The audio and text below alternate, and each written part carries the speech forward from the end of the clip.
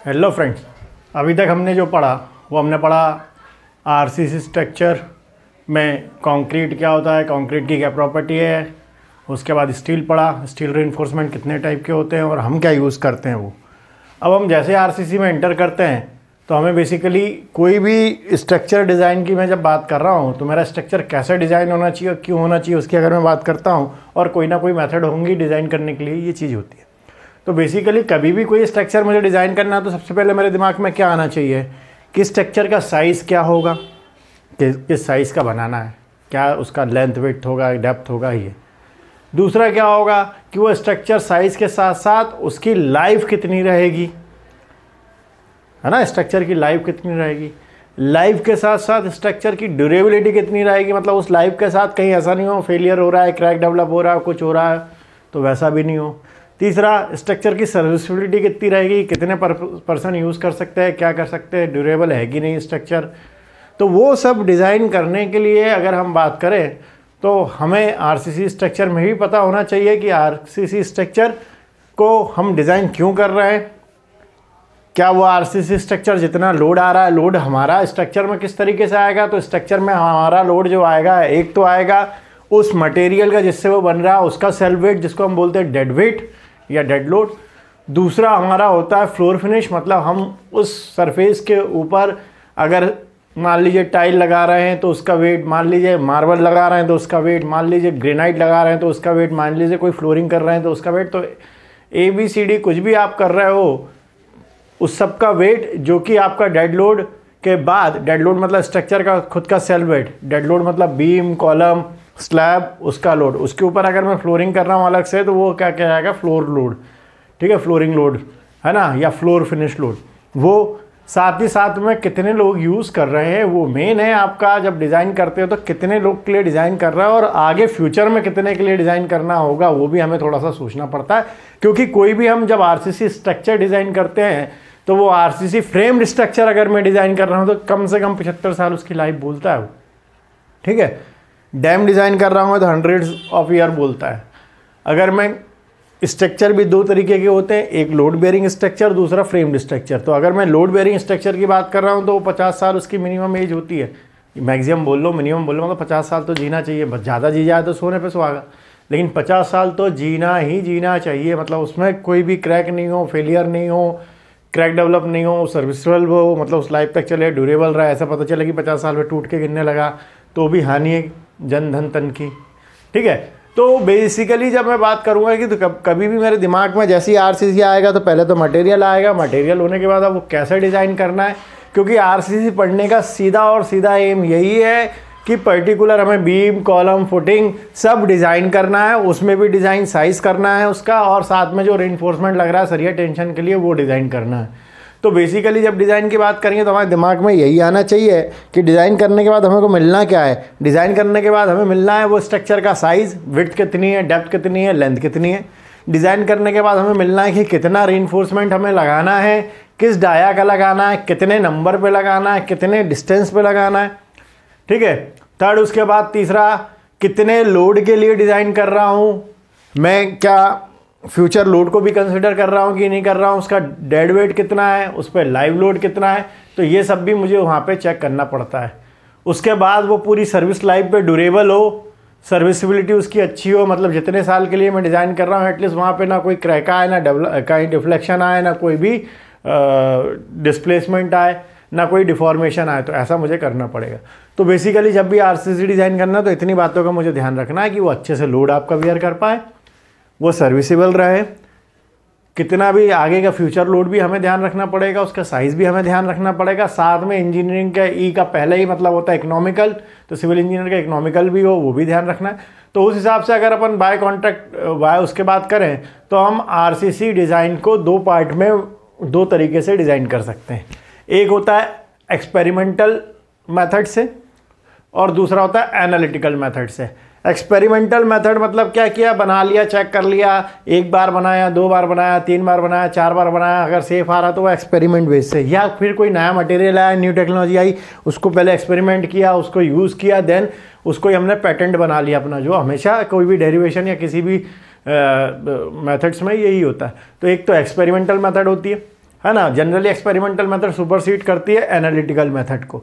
और दूसरी analytical method क्या होगी, तो एनालिटिकल मेथड अपनी न्यूमेरिकल बेस्ड मेथड जो हो जाएगी वो या लाइफ ऑफ सर्विस लाइफ के लिए, सेफ्टी पर्पस के लिए, फेलियर क्राइटेरिया को लेके जो मैं डिज़ाइन कर दूंगा वो एनालिटिकल मेथड हो जाएगी। और जो एक्सपेरिमेंटल बेस पे मैं डिज़ाइन कर दूंगा, देख देख के मेरी प्रैक्टिस हो जाती। कई बार आप देखेंगे कि जो आपका लोहे का बार बाइंडर का जो कॉन्ट्रैक्टर होता है, जो स्टील बाइंडर कॉन्ट्रैक्टर होता है, उसको स्टील का हमसे ज़्यादा नॉलेज होता है। क्यों? क्योंकि वो बना के हर बार कर करके बना के आया, कहीं कोई डिज़ाइन कर करके आया, देखा, तो उसका एक्सपेरिमेंटल वो हमसे ज़्यादा स्ट्रॉन्ग हो जाता है।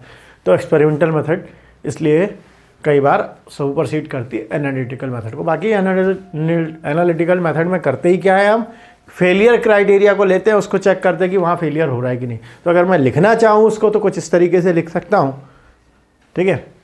तो क्या बोला मैंने कि मेथड ऑफ आरसीसी डिज़ाइन क्या क्या हो सकती है। तो मैंने बोला the aim of the design to decide the size of the member, provide appropriate reinforcement, मतलब कितना सरिया लगेगा वो, so the structure being design will perform satisfactory during intended life with appropriate degree of safety of the structure, ठीक है। अब किस किस के लिए, and safety of the structure should be कौन के लिए, सस्टेन लोड जो भी उस पर लग रहा है होल लाइफ के लिए लोड, वो sustained deformation during and after construction, ठीक है, कंस्ट्रक्शन के टाइम और उसके बाद आफ्टर कंस्ट्रक्शन उसका जो भी है डिफॉर्मेशन उससे सेव करना।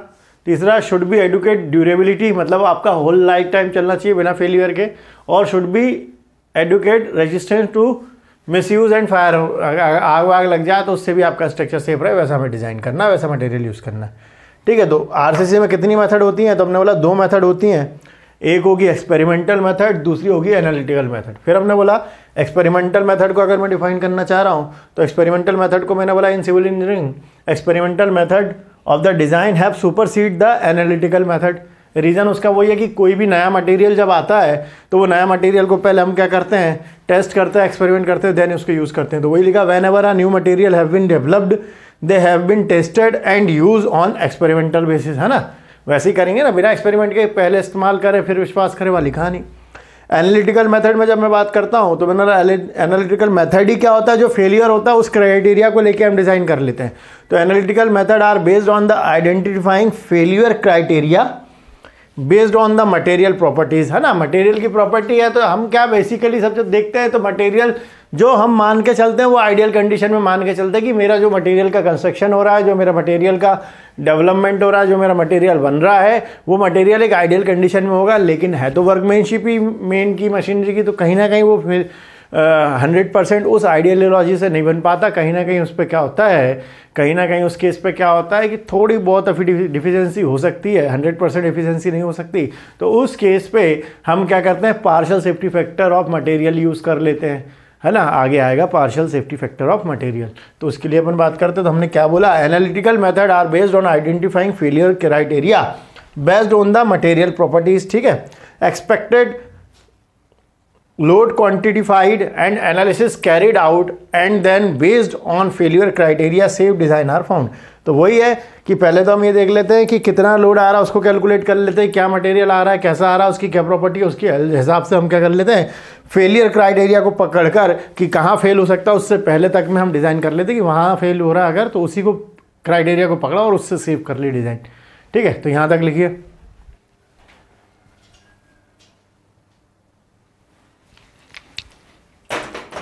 तो हमने बोल लिया कि एनालिटिकल और एक्सपेरिमेंटल मेथड में क्या डिफरेंस है, क्या है, वो चीज़ हमने बात कर ली। अगर हम बात करें कि किसी भी क्राइटेरिया, किसी भी डिज़ाइन पे कुछ ना कुछ हमारे लिमिटेशन रहेंगे, तो वही हमने बात करी, since there are the limitation in estimating the design load, material behaviour and analytic method, working condition is kept at a fraction of failure condition, है ना। तो हम क्या बोल रहे हैं कि लिमिटेशन है काय में, डिज़ाइन लोड के एस्टिमेशन में, मटेरियल बिहेवियर में। तो उस केस में एनालिटिकल मेथड जो है उस पर कुछ ना कुछ working condition is kept at the fraction of failure of condition. इसका मतलब सीधा सीधा जो फेलियर कंडीशन है उसको ही मान के हमें डिज़ाइन करनी पड़ेगी और आगे बात करनी पड़ेगी। एनालिटिकल मेथड को भी फिर उसने 3 पार्ट में डिवाइड कर दिया। पहली वर्किंग स्ट्रेस मेथड, सेकंड आपकी हो जाएगी अल्टीमेट लोड मेथड जिसको शॉर्ट में आप बोल सकते हैं ULM, और लोड फैक्टर मेथड, और तीसरी हो जाएगी लिमिट स्टेट मेथड। ये 3 है। आज के टाइम पे आज के टाइम पे अगर आप बात करेंगे तो आज के टाइम पे अभी फ़िलहाल ये मेथड यूज़ हो रही है, लिमिट स्टेट मेथड। ठीक है, working stress method old method है, load factor method working stress method से एडवांस फॉर्म है, और उससे ज़्यादा एडवांस फॉर्म होगा लिमिट स्टेट मेथड का। अगर मैं समझने की बात करूं कि सर ये 3 मेथड की ज़रूरत क्यों पड़ी जब एनालिटिकल मेथड से कर रहा है, तो वर्किंग स्ट्रेस मेथड की परेशानी क्या थी कि वर्किंग स्ट्रेस मेथड में, एक एग्जांपल के लिए बात करता हूं कि वर्किंग स्ट्रेस मेथड की मैंने बात करी, उसके लिए डिज़ाइन कर रहा है। मैंने बोला कि मान लीजिए स्ट्रक्चर का डेड लोड है, मान लीजिए स्ट्रक्चर का डेड लोड है 5 किलो न्यूटन। कितना kilo Newton? 5 kilo Newton. Live load मैंने मान लिया कि मेरे 2 भाई 3 भाई मान लो, हम 4 भाई बहन मान लो, और 2 मदर फादर, तो टोटल हो गए 6। आज की कंडीशन पे जब मैं डिज़ाइन कर रहा हूँ तो मैंने बोला 6 लोग हैं, 6 लोग का डेड लोड मैंने मान लिया 3, आधा आधा के हिसाब से 0.5 kg पर मीटर स्क्वायर या 0.5 किलो न्यूटन पर मीटर स्क्वायर, ये हमने मान लिया हमारा लाइव लोड है। ठीक है, तो अब उस केस में क्या करते हैं, वर्किंग स्ट्रेस मेथड में टोटल लोड कितना हो गया? 5 किलो न्यूटन हो गया आपका, क्या 5 किलो न्यूटन लोड हो गया आपका डेड लोड, और 3 किलो न्यूटन आपका क्या हो गया? Live load. डेड लोड और लाइव लोड का ऐड किया तो टोटल लोड कितना हो गया? तो टोटल वर्किंग लोड हो गया 5 + 3 माने 8। तो 8 किलो न्यूटन पर मीटर के लिए मुझे डिज़ाइन करनी है। अब ये 8 किलो न्यूटन पर मीटर के लिए मैंने डिज़ाइन कर ली, मेरा एक सेक्शन आ गया, उस सेक्शन को मैंने बना लिया वर्किंग स्ट्रेस मेथड से और स्ट्रक्चर बना लिया। क्योंकि मैंने बोला कि मेरा स्ट्रक्चर का जो लाइफ है वो अगर फ्रेम स्ट्रक्चर है तो कम से कम 75 साल, चलो मैं तो 85 साल मान लूँ एक एग्जाम्पल के लिए। लोड बेयरिंग स्ट्रक्चर है तो 50 साल, और अगर डैम और इस सब तरीके के स्ट्रक्चर बड़े बड़े हैवी मास कंक्रीट वाले स्ट्रक्चर है तो 100 साल, ये लाइफ मान के चलनी होती है। अब मैंने बोल दिया कि वर्किंग स्ट्रेस मेथड में बेसिकली परेशानी क्या हुई कि वर्किंग स्ट्रेस मेथड में जो एक्चुअल लोड आया 5 + 3 8 किलो न्यूटन पर मीटर, केवल मैं उसके लिए डिज़ाइन करूंगा। इट मीन्स कि अभी मान लो मेरी और मेरा सबसे बड़ा भाई बहन में से जो भी है उसकी एज मान लीजिए 25 साल, मेरी मान लीजिए 18 साल, बीच में गैप जो चला 1 साल का गैप चला, 4 कैलेंडर छाप दिए। अब 6 लोगों के लिए तो मेरा जो लाइव लोड है वो है केवल 3 किलो न्यूटन पर मीटर। ठीक है, ये 3 किलो न्यूटन पर मीटर स्क्वायर एरिया के हिसाब से ले, तो इतना मेरा लाइव लोड है। तो क्या हम जिंदगी भर 6 ही लोग रहेंगे उस घर में? पहला क्वेश्चन। क्या हम 4 में से, मान लो चारों ही लड़के हैं, लड़की छोड़ दो, क्या हम चारों में से कोई भी शादी नहीं करेगा? है ना, लड़की होती तो चलो डेड लोड गया, कोई नया आया, इधर उधर एडजस्ट हो जाएगा। क्या हम इस पूरे 75 साल की लाइफ में शादी नहीं करेंगे और 76वें साल में शादी करेंगे जब हमारा घर टूटने वाला होगा? तो कुछ काम के ही नहीं रहेंगे, तब तो ऊपर परलोक सुधारने की जिम्मेदारी आ जाएगी, अल्लाह को प्यार होने की। तो हमारी इस वर्किंग स्ट्रेस मेथड में परेशानी यही थी सबसे पहली कि जो हम लोड कंसीडर कर रहे हैं वो एक्चुअल लोड कंसीडर कर रहे हैं जो उस टाइम का प्रेजेंट लोड है। जैसे 8 किलो न्यूटन 5 डेड लोड और 3 लाइव लोड, तो 8 किलो न्यूटन पर मीटर के लिए डिजाइन कर दिया। मान लीजिए कि अभी 25 का सबसे बड़ा और 18 का ही है, मान लीजिए आज से 10 साल बाद की बात करी, हमने शादी करी, चारों ने एक एक करके, एक साथ भी कर लो, क्या भरोसा, एक ही मंडप में चारों ने अलग अलग लड़कियों के साथ, एक साथ करेंगे नहीं, तो कर ली शादी। अब मेरा परिवार कितना हो गया? सब 6 और 4 नए आ गए तो 10 लोगों का लाइव लोड हो गया। मान लीजिए जो 4 आई मैडम है वो भी 0.5 की हुई, तो क्या हो गया? 2 किलो न्यूटन पर मीटर का लोड बढ़ गया। इसका मतलब मैंने डिजाइन किया था स्ट्रक्चर 5 + 3 माने 8 किलो न्यूटन का, और अब 2 किलो न्यूटन और बढ़ गया। इसका मतलब 10 साल बाद जो मेरे स्ट्रक्चर का लोड था वो 5 + 8 + 2 माने 10 किलो न्यूटन पर मीटर हो गया। चलो, तब भी मेरे मटेरियल की कुछ प्रॉपर्टी होती है। मटेरियल की प्रॉपर्टी की जब मैं बात करता हूं तो क्या होता है, जब भी मैं किसी मटेरियल की प्रॉपर्टी की बात करता हूँ तो मटेरियल में हमेशा मान के चलता हूँ आइडियल कंडीशन पे बन रहा है। उस आइडियल कंडीशन को मैं मान के चलता हूँ तो मान के चलता हूँ कि सेक्शन मेरा होमोजीनियस है, पूरा हर एक पार्टिकल उसका जैसी जिसकी प्रॉपर्टी थी वैसे ही, जो कि एक्चुअल प्रैक्टिकल पॉसिबल नहीं है। तो उससे बचने के लिए मैं वहाँ इंट्रोड्यूस कर देता हूँ partial safety factor of material. अगर मान लो एग्जाम्पल के लिए मैं 10 उसकी प्रॉपर्टी बोल रहा हूँ मटेरियल की, तो मैं उसको जानबूझ के partial safety factor of material से डिवाइड कर दूंगा। जैसे मैंने 10 को 1 से डिवाइड किया तो कोई दिक्कत नहीं, 10 ही आएगा, मतलब कोई ज़्यादा अंतर नहीं पड़ा। लेकिन मेरा पार्शियल सेफ्टी फैक्टर मान लीजिए 2 मान के चला मैंने, तो 10 डिवाइडेड बाय 2 किया तो वो कितना हो गया 5। वो कितना हो गया 5। तो मैं 5 किलो न्यूटन के हिसाब से डिज़ाइन कर देता हूँ, ताकि मेरे स्ट्रक्चर में भले आ 10 रहा है लेकिन मैंने 5 के हिसाब से डिज़ाइन कर दिया और काम चला लिया। मतलब उस मटेरियल की जो मैं प्रॉपर्टी मान के चल रहा था कि वो शक्तिमान है, वो शक्तिमान ना होकर वो मैंने मान लिया पार्शियल सेफ्टी फैक्टर के हिसाब से कि वो जो 100% उसकी गारंटी में मान के चल रहा था वो 100 नहीं है, कितनी 80, और 80 की प्रॉपर्टी पकड़ के डिज़ाइन किया। इसलिए स्ट्रक्चर पे एक मेरे को छोटी सी मार्जिनल जो 20% की मिल गई, 100 और 80 के बीच की 20% की, वो मार्जिनल सेफ्टी मिल गई मान लीजिए, है ना। क्यों मिल गई? क्योंकि मैंने प्रॉपर्टी को मान के चला, जो प्रॉपर्टी ऑफ मटेरियल है, जो प्रॉपर्टीज ऑफ मटेरियल है वो हम 100% ना मान के हम एक पार्शियल सेफ्टी फैक्टर इंट्रोड्यूस करके उसको उससे डिवाइड कर दे रहा है। मान लीजिए 100% इफिशिएंट है स्ट्रक्चर, तब भी मैंने एक पार्शियल सेफ्टी फैक्टर ले लिया, कितना साहब 2, तो वो मैंने मान के चल लिया 50%, मान लो 1.5 तो मान लो 75%।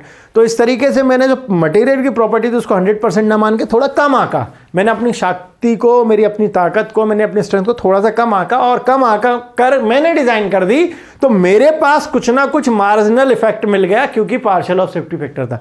इट मीन्स कि जब मैं 5 और 3 8 प्लस 2 10 का लोड है, मैंने 8 के लिए डिजाइन किया तो वो मार्जिनल इफेक्ट के कारण वो 2 किलो न्यूटन भी मान लो सेफ हो गया। इसका मतलब कि स्ट्रक्चर मैंने घर बनाया था जब मेरा बड़ा भाई 25 साल का था, जो भी वजन था उसका, हम सबका जो वजन था, उससे 10 साल बाद में गया 35 में। मेरा स्ट्रक्चर की लाइफ तो अभी 10 ही साल हुई, अभी 65 साल और जीना है। अब क्या होगा भाई? शादी हो गई, मियाँ बीवी आ गए, 4 हैं, फिर फैमिली प्लानिंग हो गई, फिर कैलेंडर छप गए। कैलेंडर मतलब बच्चा बच्ची कुछ हो गया, मेरे कैलेंडर मतलब यही, ठीक है। मेरे को कोई बोले तुम कब का कैलेंडर, तो मैं बोलूँ जून का कैलेंडर, मतलब डेट ऑफ बर्थ मेरा जो वो है डेट, वो जून की मंथ की होगी, ठीक है। तो कैलेंडर छप गए। क्या छप गए? कैलेंडर। अब जब कैलेंडर छपे तो कैलेंडर भी छप गए, चलो ठीक है, सबके हमने मान लिया, हम 2 हमारे 2, इसके आगे कुछ ना कहो, ठीक है साहब। तो अब मेरी फैमिली, माता पिता चलो बुजुर्ग हो गया, लेकिन वजन तो उन पे है, अभी इतनी जल्दी बुजुर्ग नहीं होंगे क्योंकि पहले जल्दी शादी हो जाती थी, ठीक है। तो वो हम 10 तो हो ही गए थे, मतलब मदर फादर, हम 4 भाई और उसकी वाइफ, तो कितने हो गए टोटल? 10 लोग हो गए। अब 10 ने भी कैलेंडर छाप दिए थोड़े थोड़े टाइम ड्यूरेशन पे, और हमारे घर पे कैलेंडर भी हो गए, हम 2 हमारे 2 के हिसाब से मान लो 10 साल बाद और जोड़ लिया, मतलब 20 साल ऑफ लाइफ ऑफ स्ट्रक्चर पे। इधर हमारा परिवार पहले 10 का था और सबके 2-2 कैलेंडर और जोड़ लिए, 4 भाई 10, 4 दूनी 8, तो कैलेंडर हो गए 18। कितने हो गए? सब मिला के कैलेंडर हुए 8 और बड़े लोग हुए 10, तो हमारी फैमिली की जनसंख्या जो हो गई वो तो हो गई 18। स्ट्रक्चर का डेड लोड नहीं बदला, क्योंकि स्ट्रक्चर में जो मैंने रेत गिट्टी सीमेंट एग्रीगेट डाला था, जो साइज था वो तो फिक्स करके रखा था, तो उसका डेड लोड तो नहीं बढ़ा। तो बढ़ा कौन? Live load. वो भी क्यों बढ़ा? क्योंकि हमारे छप गए कैलेंडर। अब जैसे ही कैलेंडर छप गए और सबका मान लो कैलेंडर छपने के बाद 10 साल के वेट पे एक मैंने एवरेज वेट मान लिया कि चलो साहब, वो भी 0.5 ऐसे करके 8 लोग हैं, तो 0.5 × 8 माने 4 kg और बढ़ गया। कितना और बढ़ गया? 14। इसका मतलब मैंने जो डर डुर के स्ट्रक्चर 8 किलो न्यूटन पर मीटर के लिए डिजाइन किया था और 75 साल के लिए डिजाइन किया था, वो तो 20 साल बाद ही बोलने लगेगा यार मार डालोगे क्या? क्यों? क्योंकि हमने जो एक्चुअल रियलिस्टिक लोड लिया था वो तो 8 किलो न्यूटन पर मीटर था, और थोड़ी बहुत मदद कर दी थी हमारी partial safety factor of material ने, जिसने बोला था कि हाँ भाई आप रह लो, ठीक है, आप थोड़ा बहुत चला सकते हो। तो जैसे ही मेरा लोड बढ़ा तो स्ट्रक्चर एकदम से फेलियर नहीं होना चालू होता, धीरे धीरे होना चालू होता, तो 20 की जगह 30 साल बाद में मेरा स्ट्रक्चर फेल होना चालू हो जाएगा। तो वर्किंग स्ट्रेस मेथड में यही परेशानी थी कि वर्किंग स्ट्रेस मेथड में जो हम लोड लेके चलते हैं वो एक्चुअल लोड लेके चलते हैं, उसको इनहेंस नहीं करते हैं। और वर्किंग स्ट्रेस मेथड में हम मान के चलते हैं कि जो मेरा कंक्रीट और स्टील रेनफोर्समेंट है वो एक जैसा एक मटेरियल की तरह काम कर रहा है, और जो इस पे स्ट्रेस स्ट्रेन कर्व है कंक्रीट का और स्टील का वो लीनियर है, वो लीनियर है। स्ट्रेस बढ़ेगा तो स्ट्रेन भी बढ़ेगा, पहली चीज ये मान के हम चल रहे हैं। हम एक्चुअल प्रैक्टिकल बेसिस पे नहीं चल रहा है, मान के चल रहा है, चला जा रहा है तो चला जा रहा है, मतलब एक लीनियरिटी हम मान के चल रहे हैं जो कि प्रैक्टिकली पॉसिबल नहीं है। ठीक है, तो ये वर्किंग स्ट्रेस मेथड में थोड़ी सी परेशानी थी, तो हम उसी को लिखते हैं। क्या लिखते हैं देखते हैं। तो हमने लिखा कि डिजाइन में 3 मेथड थी, एक वर्किंग स्ट्रेस मेथड, दूसरी लोड फैक्टर मेथड और अल्टीमेट लोड मेथड, और तीसरी limit state method.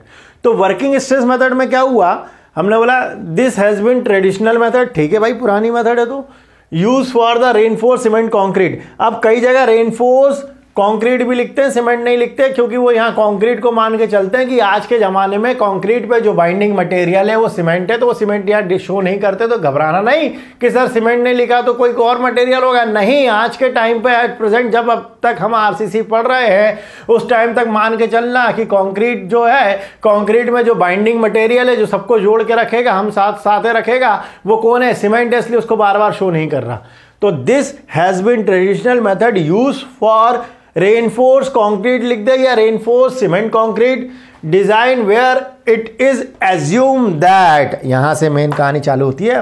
Concrete is elastic, concrete को इलास्टिक मान के चल रहे। इलास्टिक मतलब क्या हो गया कि अब जब उस पर लोड लगाया तो उसने साइज अपना चेंज किया, और जैसे ही लोड हटाया तो वो अपने एक्चुअल साइज पे वापस आ गया। तो कंक्रीट को हमने क्या मान लिया इस मेथड में, it is assume that the concrete is elastic, steel and concrete act together elastically. इसका मतलब स्टील और कंक्रीट जब एक दूसरे के साथ एक बॉन्ड बनाएंगे तो ये इलास्टिकली आपका काम करेंगे। इसका मतलब ये केवल और केवल इलास्टिक लिमिट तक ही मेथड सक्सेस थी। जैसे ही आपका जोन बढ़ा, इलास्टिक से प्लास्टिक जोन पे गया, ये मेथड फेल्यूर का पार्ट हो गया। ठीक है, तो यही हमने लिखा। फिर से देखें, this has been traditional method use for the reinforce cement concrete design where it is assumed that concrete is elastic, steel and concrete work या act together elastically, and the relationship between load and stress in the linear right up to the collapse of the structure। टूटने तक मान के चलते हैं कि वो linearly चल रहा है, भले वो कुछ अंदर हो रहा हो, उससे नहीं मतलब। ठीक है, उसके बाद the basis of the method is that permissible stress of concrete. तो वही आपने factor of safety of material को आपकी स्ट्रेस से डिवाइड कर दिया तो वो परमिसिबल स्ट्रेस आ गई। तो उसी की वो बात कर रहा है कि the basis of the method of that permissible stress of concrete and steel are not exceed anywhere in the structure when it is subjected to the worst condition, worst combination of the load। मतलब सबसे worst condition हो, सबसे maximum load हो, उस time पे भी हम मान के चलते हैं कि मेरा स्ट्रक्चर पे क्या होगा, परमिसिबल स्ट्रेस उससे ज़्यादा नहीं बढ़ेगी। ये हम मान के डिज़ाइन करते हैं, जो कि एक्चुअली गलत है।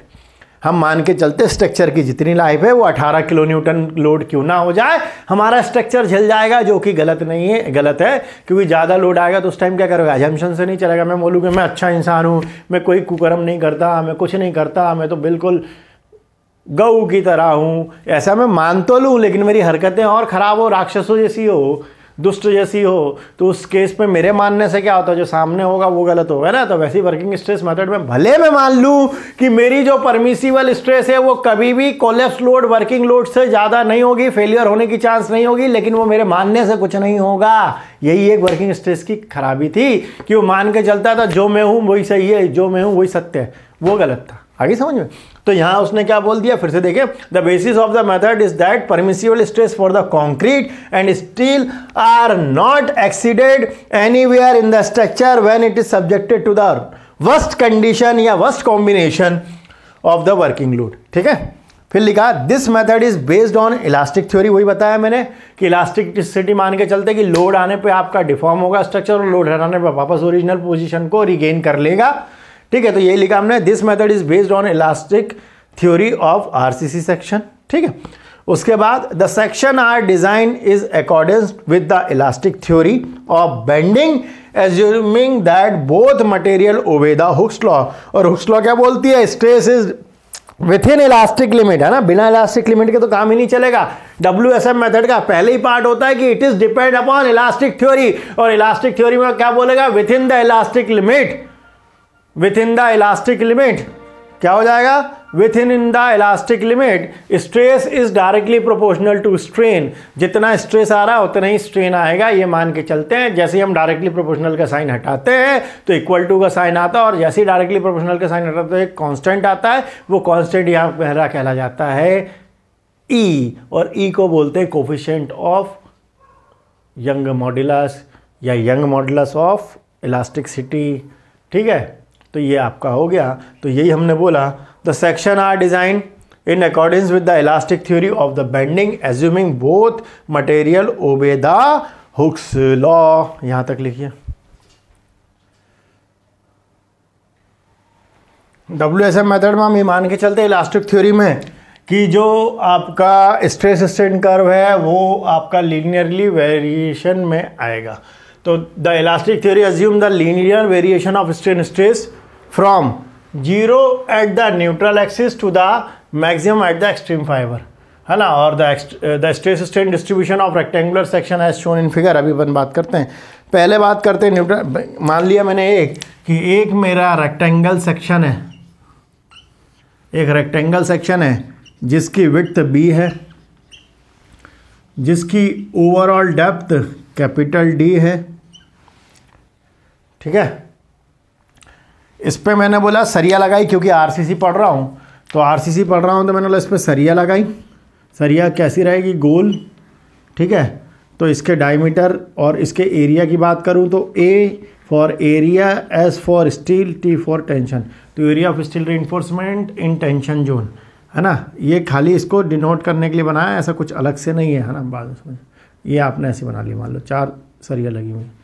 ठीक है, सरिया के सेंटर से, ध्यान से सुनना, सरिया, क्योंकि जो आपका सर्कल का सेंटर होता है, सरिया राउंड होती है, तो सर्कल का जो सेंटर होता है, जो सर्कल का सेंटर है वही इसका न्यूट्रल एक्सिस होगा। तो सर्कल का न्यूट्रल एक्सिस या एक्शन ऑफ फोर्स, जो भी आपका फोर्स लगेगा, फ्लूइड मैकेनिक्स में आपने पढ़ा होगा वो। ठीक है, अब मैंने बोला कि न्यूट्रल एक्सिस क्या है, तो मैंने बोला ऐसा एक्सिस जहां पे स्ट्रेस की या स्ट्रेन की वैल्यू कितनी हो, 0 हो। ऐसा एक्सिस जहां पे स्ट्रेस या स्ट्रेन की वैल्यू 0 हो, है ना।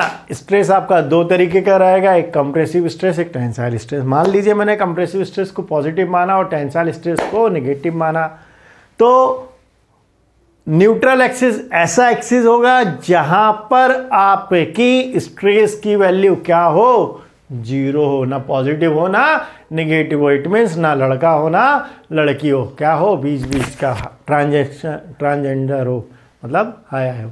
तो ऐसा एक्सिस जहां पे स्ट्रेस की वैल्यू क्या 0 हो जाए, ना पॉजिटिव रहे ना नेगेटिव रहे, ना कंप्रेशन रहे ना टेंशन रहे, ऐसा एक्सिस जहां पे स्ट्रेस या स्ट्रेन की वैल्यू 0 होगी, ऐसे एक्सिस का हम सुंदर सा नाम बोलते हैं न्यूट्रल एक्सिस। नाम से ही समझ में आ रहा है, न्यूट्रल मतलब ना पॉजिटिव ना नेगेटिव। नाम से ही समझ में आ रहा है, न्यूट्रल मतलब ना पॉजिटिव ना नेगेटिव, ऐसा एक्सिस कहलाता है न्यूट्रल एक्सिस, जहां पे स्ट्रेस या स्ट्रेन की वैल्यू क्या हो जाती है, 0 हो जाती है। न्यूट्रल मतलब ना पॉजिटिव ना नेगेटिव, ना पॉजिटिव चार्ज ना नेगेटिव साइज, कोई चार्ज नहीं, मतलब वहाँ स्ट्रेस की वैल्यू ना कंप्रेशन ना टेंशन, ऐसा कहीं पॉइंट होगा, वहाँ पॉइंट से जो एक्सिस जाएगा वो न्यूट्रल एक्सिस कहलाएगा। तो मैंने बोला, क्या बोला मैंने, the elastic theory assume that the linear variation from the strain and stress from the 0 at the neutral axis. तो मैंने बोला रेक्टेंगल, रेक्टेंगल की सीजी क्या होता है, सेंटर ऑफ ग्रेविटी, है ना। तो मैंने बोला एक पॉइंट ऐसा होता है, अगर मैकेनिक्स आपने पढ़ी होगी CG and MI, centre of gravity end moment of inertia, तो हमने बोला किसी भी बॉडी में एक पॉइंट ऐसा होता है जहां पे उस बॉडी का टोटल मास एक्ट करता है, उस पॉइंट को मैं बोलता हूं सेंटर ऑफ ग्रेविटी। ठीक है, ऐसा पॉइंट जहां पे बॉडी का पूरा वेट एक्ट करे, तो ऐसा पॉइंट मेरा कहलाएगा सेंटर ऑफ ग्रेविटी, या मास एक्ट करेगा तो सेंटर ऑफ ग्रेविटी, है ना। और उस पॉइंट से अगर कोई लाइन कर दिया, खींच दिया, तो सेंट्रोइडल लाइन, वो सेंट्रोइडल लाइन, ऐसा पॉइंट जहां पे total weight of body act कर रहा हो, total mass of body act कर रहा हो, वो पॉइंट का नाम होगा सेंटर ऑफ ग्रेविटी। जैसे बोलते हैं ना, ये इसका मेन पॉइंट है। ठीक है। तो मेन पॉइंट मतलब आपका हो गया सेंटर ऑफ ग्रेविटी। उस पर्टिकुलर बॉडी का एक ऐसा पॉइंट होगा जहां उसका टोटल वेट या टोटल मास एक्ट करेगा, उस पॉइंट का नाम होगा सेंटर ऑफ ग्रेविटी, और उससे जो एक्सिस पास होगा उस एक्सिस का नाम होगा सेंट्रोइडल एक्सिस। और वो सेंट्रोइडल एक्सिस रेक्टेंगल के लिए अगर आपने मैकेनिक्स पढ़ी थी तो उसके हिसाब से सेंटर ऑफ ग्रेविटी लाई करती है मिड ऑफ द सेक्शन। तो सेंटर ऑफ ग्रेविटी जो लाई करती है वो मिड ऑफ द सेक्शन लाई करती है। तो इस एक्सिस का नाम दिया मैंने सेंट्रोइडल एक्सिस। ये कितने डिस्टेंस पे होगा, तो ये हमने बोल दिया कि टोटल डेप्थ का आधा सेंटर ऑफ ग्रेविटी कहलाएगा। तो ये डिस्टेंस कितनी होगी, d/2। और वही मैंने उसी को सेंट्रोइडल एक्सिस को मान लिया फिलहाल न्यूट्रल एक्सिस, ठीक है। बार के नीचे से लोअर मोस्ट पार्ट की जो डिस्टेंस रहेगी, समझना, बार के नीचे से आपकी कंक्रीट की या सेक्शन की जो लोअर मोस्ट पार्ट की डिस्टेंस रहेगी वो कहलाता है मेरा कौन सा कवर, वो कहलाता है क्लियर कवर।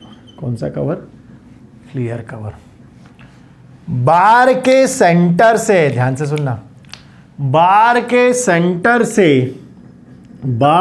सेंटर से lower most part of the structure कहलाता है मेरा, अगर नीचे से है तो क्लियर और सेंटर से है तो इफेक्टिव, तो वो कहलाता है मेरा इफेक्टिव कवर। कौन सा कवर, इफेक्टिव कवर।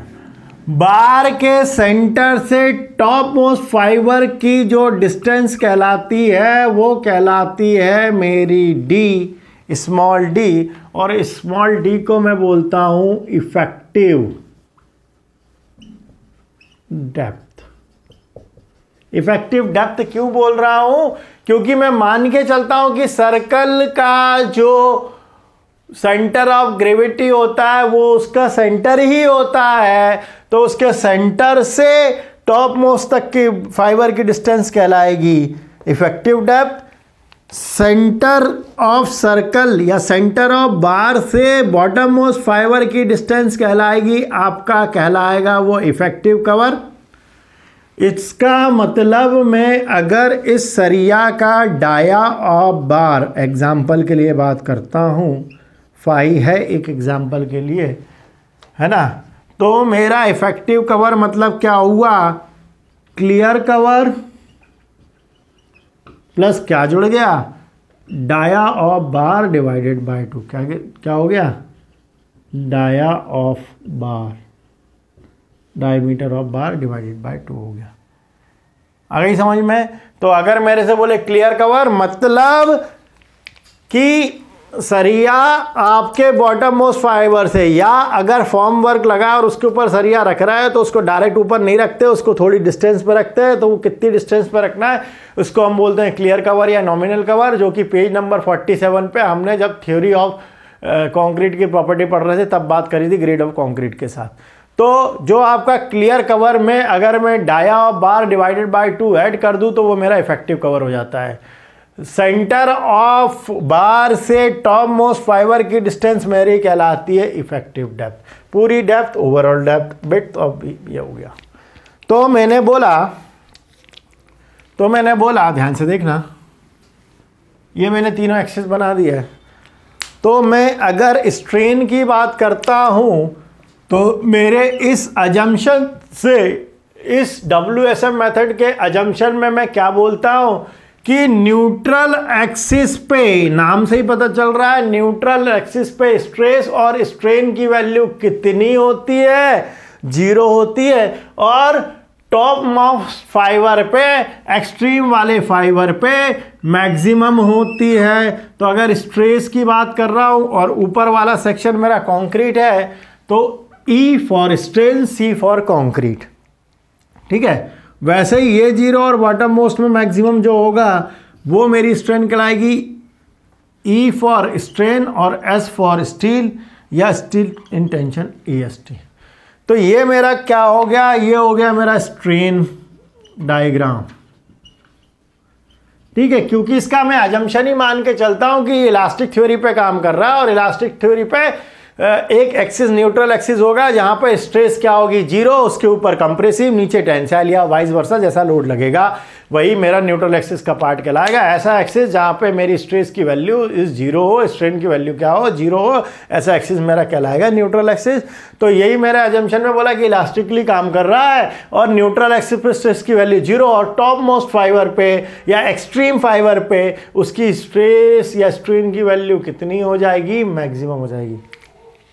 ठीक, तो ये मेरा स्ट्रेन डायग्राम बना है। सिमिलरली जब मैं स्ट्रेस डायग्राम बनाऊंगा तो कंक्रीट का स्ट्रेस डायग्राम जब मैंने बनाने जाना तो ये हो गया 0 और ये एक्सट्रीम फाइबर पे मैक्सिमम हो जाएगा।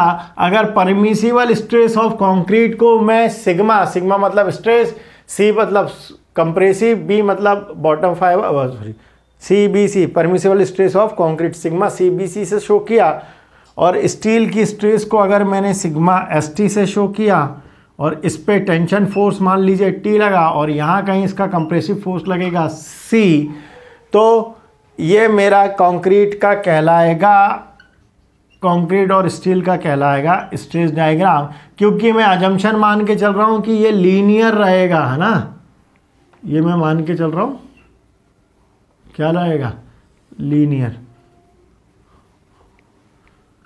और हमने फ्लूइड मैकेनिक्स में पढ़ा होगा कि जहाँ सेक्शन का सेंटर होता है वहीं उसका मैक्सिमम फोर्स लगता है ना, सेंटर ऑफ प्रेशर, और वहीं पे जो फोर्स लगा है सेंटर ऑफ प्रेशर पे मेन फोर्स लगेगा।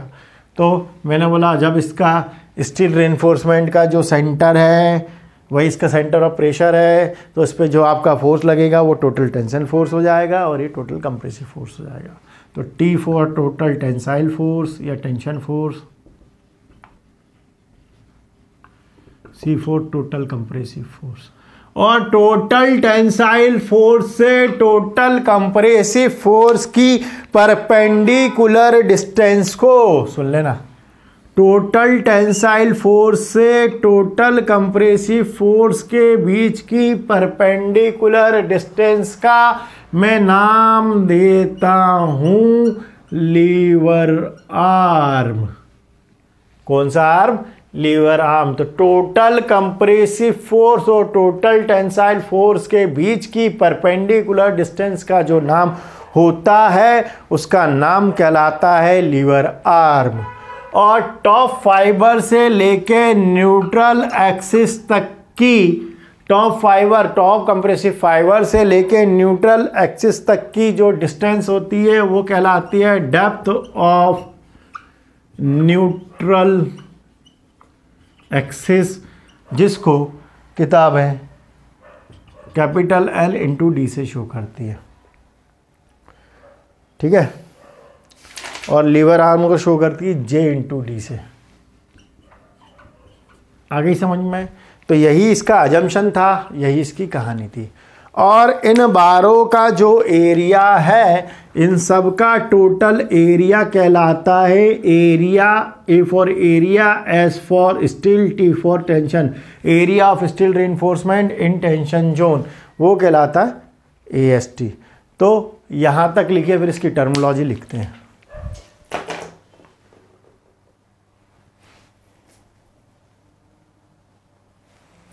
तो अब मैं इसकी टर्मिनोलॉजी लिख देता हूँ, क्या क्या कहलाएगी, क्या कैसे कहलाएगी, कैसे कैसे कहलाएगी। तो मैंने सबसे पहले लिखा AST, AST हो जाएगा area of tensile steel reinforcement bar, area of tensile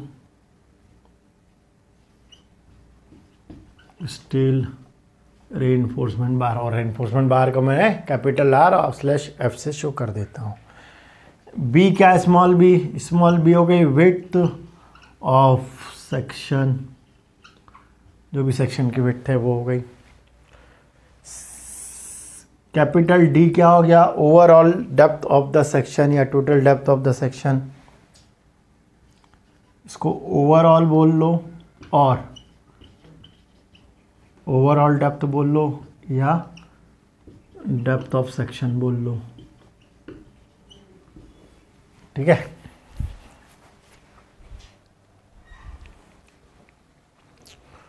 और क्या देखने को मिल रहा है मेरे को यहाँ पे, स्मॉल डी को मैं बोलता हूँ effective depth of beam. Small D हो गया effective depth of beam.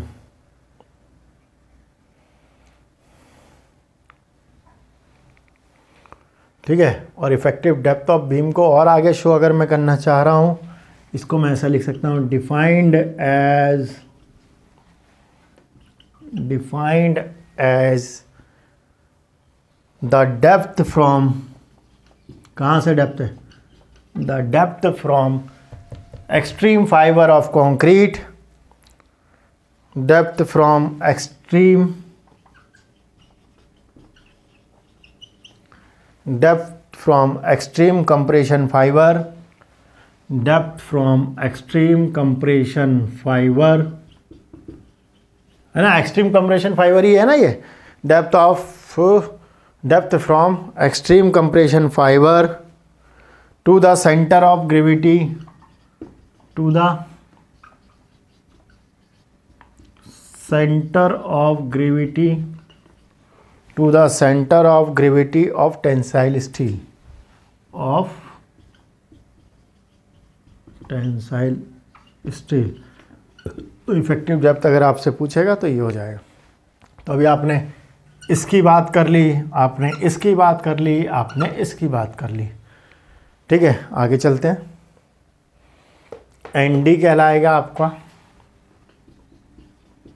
N into D कहलाएगा आपका depth of neutral axis, depth of neutral axis, और कहाँ से नाप रहा है वो भी लिखना, फ्रॉम एक्सट्रीम कंप्रेशन फाइबर। कहाँ से नाप रहा है वो ज़रूरी है। ठीक है, कहाँ से नाप रहा है वो ज़रूरी है, एन डी। और क्या लिख सकते हैं, तो ये एन डी का काम भी हो गया। स्ट्रेस की बात करता हूँ तो ई सी का ऊपर वाला मिटा के लिख देता हूँ, स्ट्रेस है ना, क्योंकि अब इसका काम तो हो गया जो समझाना था। ये इसलिए समझाना ज़रूरी है क्योंकि पेपर में आता है right down the working stress method, या किसी बड़े आप कॉम्पिटिटिव एग्ज़ाम में बैठोगे तो भी आएगा इससे। और अगर आप किसी इंटरव्यू देने गए तो आपसे बोलता है वर्किंग स्ट्रेस मेथड और लिमिट स्ट्रेस मेथड क्या होती है, समझाओ आगे की बात हो। ठीक है, अगर मैं ई सी को लिखना चाहूँ तो मेरा ई हो जाएगा E for strain, C for compression. तो compressive strain in concrete, compressive strain in concrete, और ई एस टी क्या हो जाएगा, तो ये हो जाएगा tensile strain in steel, tensile strain in steel. मतलब क्या लिख लिया आपने, ये लिख लिया और ये लिख लिया।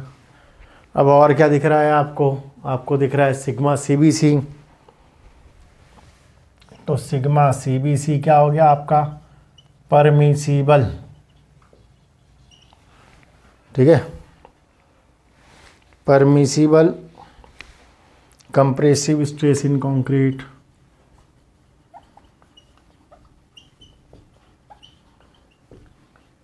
अभी कहाँ से मिलेगा, तो आईएएस कोड का पेज नंबर 81 खोल के देखना, आईएएस कोड का पेज नंबर 81 खोल के देखना, परमिसिबल स्ट्रेस आपको मिल जाएगा। ठीक है, आईएएस कोड का पेज नंबर 81 खोल के देखना, आपको सिग्मा सीबीसी की टेबल ग्रेड ऑफ कंक्रीट के ऊपर डिपेंड करती हुई दिख जाएगी। Page number 81 IAS 456/2000। IAS code खोल के देखो, क्या भरोसा मैं तुक्का तो नहीं मार रहा, चेक कर लो। जब मैं बोलूँ तो उसको चेक करना ज़रूर आईएएस कोड में, क्योंकि आपको आईएएस कोड बाद में लगेगा ही, हर जगह वैल्यू लिखनी है तो लिखना ही है, इसका मतलब देखना भी है। क्या भरोसा मैं ऐसी हवा में तुक्का मार देता हूँ। तो पेज नंबर 81 में टेबल नंबर 21, पेज नंबर 81 में टेबल नंबर 21, है ना। तो वहाँ लिखा होगा ग्रेड ऑफ कंक्रीट और दूसरा लिखा होगा परमिसिबल स्ट्रेस इन कंप्रेशन और दूसरा permissible stress in bond average for the plane bar in tension. तो हम तो परमिसिबल स्ट्रेस इन कंप्रेशन की बात करते हैं और उसको सॉल्व करते हैं, ठीक है। तो वहाँ से हम देख लेते हैं, हमें मेन बेंडिंग के लिए जनरली चलना है तो बेंडिंग वाली वैल्यू देखते हैं। तो सिग्मा CBC भी हो गया और सिग्मा ST। सिग्मा ST मतलब क्या हो गया, परमिसिबल स्ट्रेस इन टेंसाइल स्टील। तो सिग्मा ST हो गया परमिसिबल स्ट्रेस इन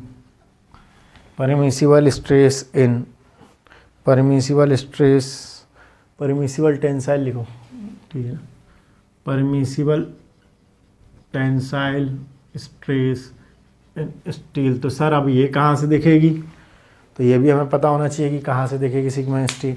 तो सिग्मा ST के लिए और पन्ना पलटाओगे और पेज नंबर 83 पे चले जाओगे, 84 में, सॉरी 82 में। तो टेबल नंबर 22 और पेज नंबर 82। आप IAS कोड में जब आप जाएंगे तो आपको एक टेबल बनी दिखेगी, कहाँ कैसे वैल्यू लेनी है वो बात की बात है ना, जब ज़रूरत पड़ेगी तो बता दिया जाएगा। तो सिग्मा ST और सिग्मा CBC की वैल्यू आपकी यहाँ से आपको मिल जाएगी। अब और क्या बचा, टिक मार लो। सिग्मा CBC की भी बात हो गई, सिग्मा ST की भी बात हो गई, फिर आएगा C। तो C आपने बोला टोटल कंप्रेसिव फोर्स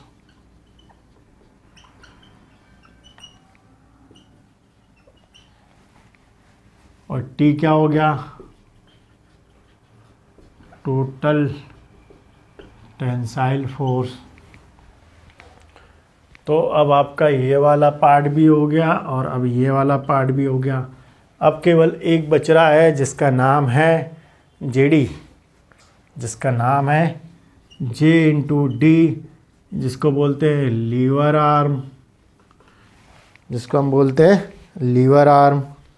और कैसे डिफाइन करते हैं इसको, तो लीवर आर्म आगे हम लिखते हैं डिफाइंड एज, आगे तो हम बना ही चुके होंगे, कोई दिक्कत नहीं है, defined as distance between, defined as distance between, इसको हटा देता हूँ यहाँ से, defined as distance between point of application, distance between point of application lever arm is defined as the distance between the point of application of force, application of force of compression and tension, of compression and tension, or compression and or force, application of force, compression and tension। ठीक है, तो इतनी definition हमें चाहिए थी, इसको लिख लीजिए। ये डायग्राम था और इसके बारे में बात करनी थी, यहाँ तक लिखिए।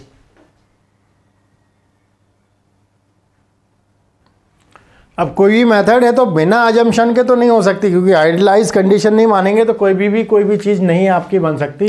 कितने भी आपने अभी तक थ्योरम पढ़ी होगी, मेथड पढ़ी होगी, सब में बिना अजम्पशन के कुछ नहीं होगा। तो सिमिलरली वर्किंग स्ट्रेस मेथड भी अजम्पशन पे ही डिपेंड करती है और उससे बात करते हैं। तो पेपर पॉइंट ऑफ व्यू से भी आपसे कभी भी पूछ लेता है कि वर्किंग स्ट्रेस के अजम्पशन क्या है, वर्किंग स्ट्रेस मेथड के अजम्पशन क्या है।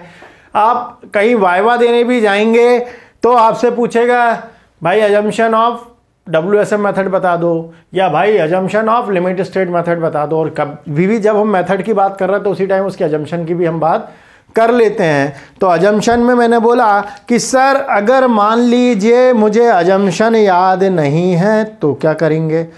पहली चीज़ तो याद होने चाहिए, है ना, क्योंकि वाइवा में तो कोई बात नहीं। हाँ, RCC पास होने के लिए नहीं याद है, बहुत सारा मेथड है, तरीका है, बहुत परेशानी है सर, तो वो याद तो नहीं हो पा रहा है, टाइम नहीं है। तो उस केस में तो आपको एक फ़ायदा ये है उस केस में फ़ायदा आपको यह है कि आईएएस कोड तो आपको पेपर में अलाउ है आरजीपीवी पेपर निकालने के लिए। तो आईएएस कोड के पेज नंबर 80 पे जाइएगा, है ना, खोल लीजिए आईएएस कोड। B1.3 पे जाएंगे, है ना, तो पेज नंबर 80 के टॉप में लिखा होगा एनेक्स बी, उसमें लिखा होगा स्ट्रक्चरल डिजाइन, ब्रैकेट में लिखा होगा वर्किंग स्ट्रेस मेथड, है ना। B1.1 जनरल डिजाइन रिक्वायरमेंट लिखा है, B1.2 रीडिस्ट्रीब्यूशन ऑफ मोमेंट लिखा है, और B1.3 assumption for design of member. तो वर्किंग स्ट्रेस मेथड में क्या क्या अजम्पशन होते हैं वो हमें अगर नहीं भी याद है तो आईएएस कोड के पेज नंबर 80 से हमें क्या फायदा हो जाएगा कि अजम्पशन हमें मालूम चल जाएंगे। और पहला अजम्पशन तो अभी तक जो दुनिया में फ्लूइड मैकेनिक्स में पढ़ लिया, जो सोब में पढ़ लिया, जो मैकेनिक्स में पढ़ लिया कि plane section remain plane before bending and after bending, ये तो सबसे कॉमन अजम्पशन है। तो आप देखेंगे B1.3 assumption for design member में क्या लिखा होगा, पहला ही at any cross section plane section before bending remain plane after bending. तो पहला अजम्पशन तो आपका यही हो गया।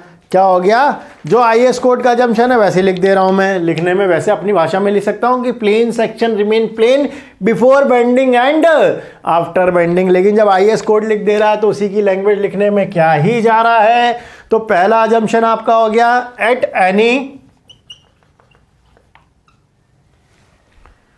Any cross section, at any cross section plane section remain plane sections before bending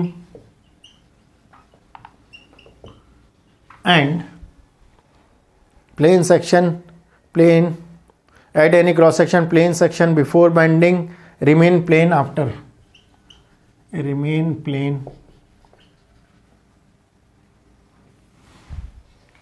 ठीक है, प्लेन सेक्शन क्या लिख दिया, at any cross section, at any cross section plane section before bending remain plane,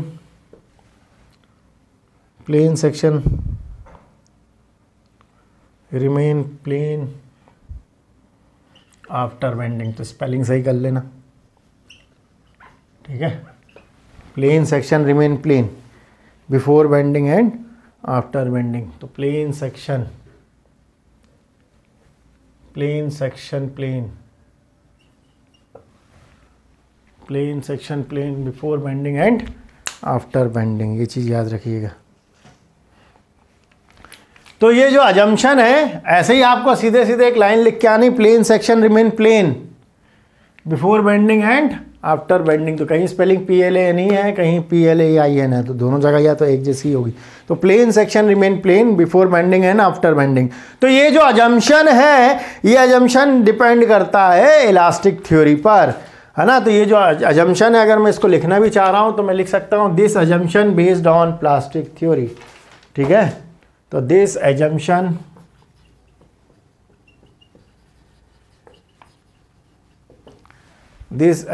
from the basis of, ये आपको वहाँ लिखना नहीं, समझाने के लिए लिख रहा हूँ, from the basis of elastic theory. और इलास्टिक थ्योरी क्या थी बेटा, इलास्टिक थ्योरी यही थी कि within elastic limit, within elastic limit plane, within elastic limit क्या हो जाएगा, अगर कोई स्ट्रक्चर पे मैं लोड लगा रहा हूँ तो लोड लगने के कारण स्ट्रक्चर डिफॉर्म होगा, और जैसे ही लोड हटा लूँगा तो वापस अपने ओरिजिनल साइज को रिगेन कर लेगा।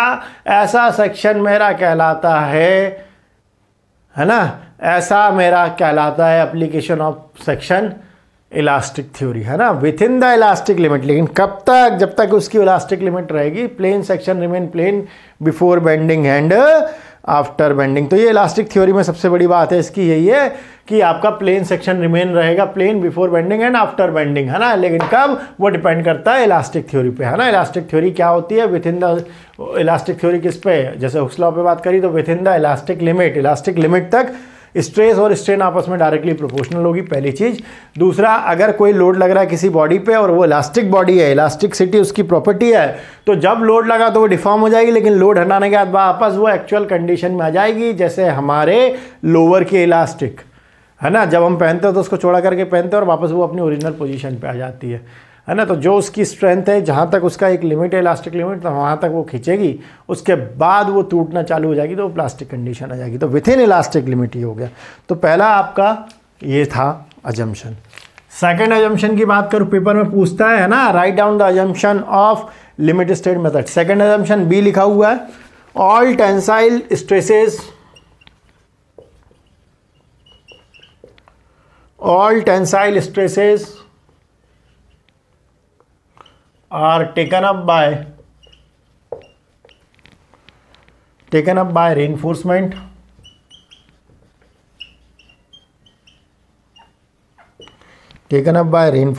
and none by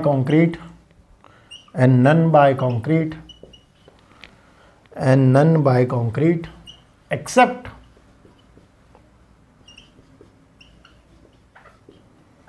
except as otherwise specifically permitted।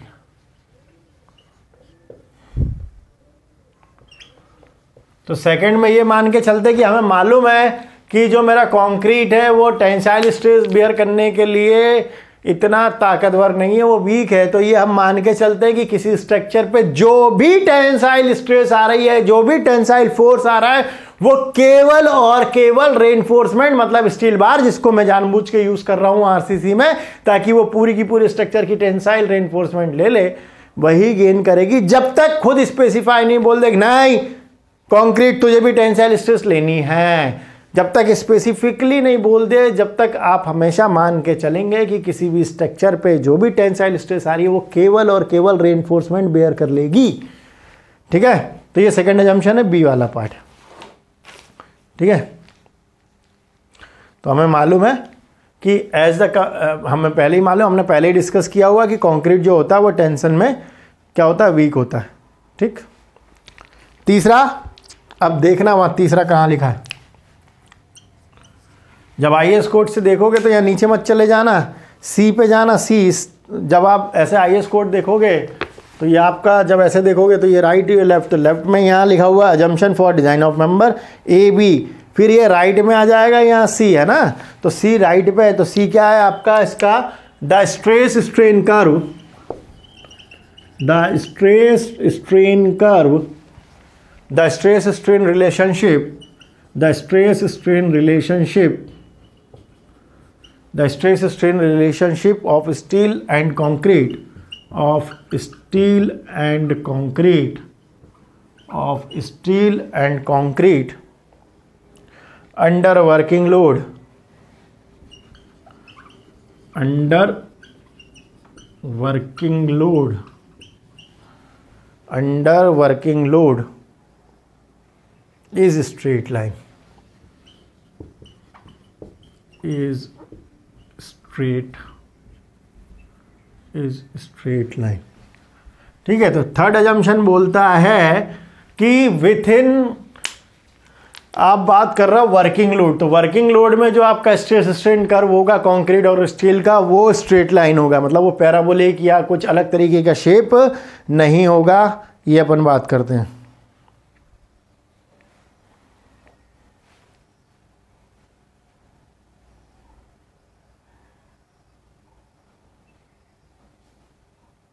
ठीक है, तो याद रखिएगा कि आपका स्ट्रेस स्ट्रेन रिलेशनशिप है स्टील और कंक्रीट का, वो वर्किंग लोड के अंदर स्ट्रेट मान के हम चलते हैं। एक्चुअल में ऐसा होता नहीं है, लेकिन मान के चलना अजम्पशन है। अच्छा, क्योंकि ये वर्किंग स्ट्रेस मेथड है तो यहाँ नोट डाल के रखिएगा। ठीक है, in this method a factor of safety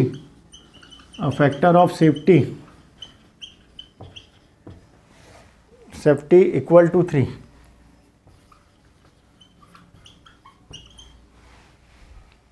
is considered for concrete stress, is considered for is considered for concrete stresses.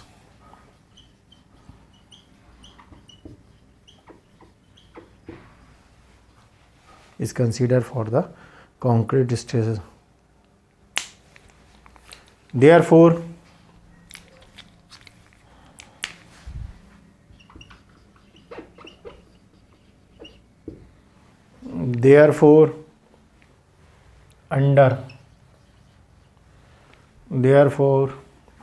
under working stress,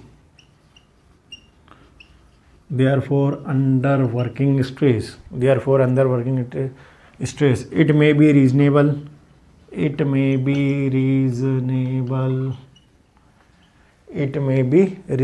to assume straight line,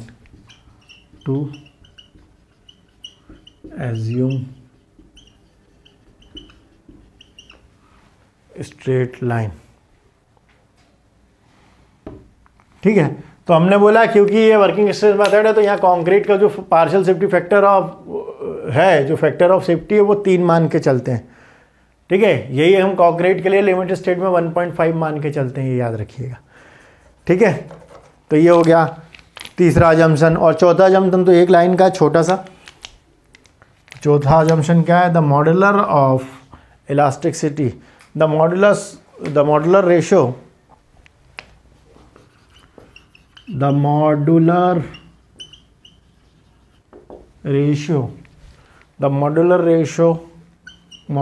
को show करते हैं स्मॉल m से। The modular ratio m has the value, याद रखने की चीज़ है ये, हर बार objective में पूछता है। The modular ratio m has the value 280/3 sigma CBC। और सिग्मा CBC की वैल्यू ये 3 क्या हो गया बेटा? इस 3 वही है फैक्टर ऑफ सेफ्टी, ठीक है। 280/3 sigma CBC, where sigma CBC is what? तो sigma CBC is permissible compressive stress, permissible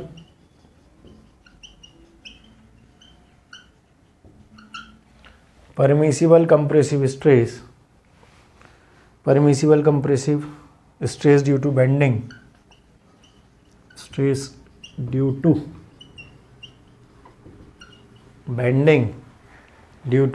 in concrete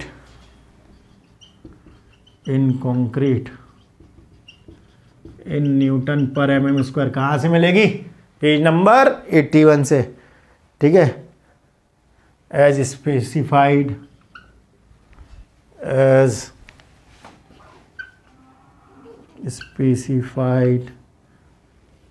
table number 21 page number, ये ऐसा उसमें नहीं लिख के आना एग्ज़ाम में, खाली उतना लिख के छोड़ देना, ठीक है। पेज नंबर 81 ऑफ IS 456/2000, ठीक है। तो जो परमिसिबल स्ट्रेस सिग्मा CBC है, कंप्रेसिव स्ट्रेस ड्यू टू कौन सी वाली लेनी है इस पे सिग्मा CBC?